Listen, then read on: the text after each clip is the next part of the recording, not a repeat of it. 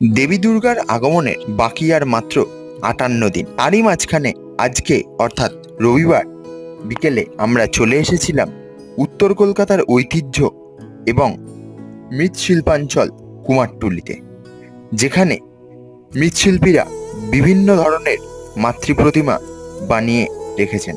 আশ্বিনের শারদপ্রাতে আলোকমঞ্জির বেজে ওঠার আগের মুহূর্তে শিল্পীদের কর্মব্যস্ততা তুঙ্গে। বিভিন্ন ধরনের মাতৃপ্রতিমা বানানোর পাশাপাশি তৈরি করা হয়েছে গণপতি বাপ্পার মূর্তি, অর্থাৎ গণেশের মূর্তি।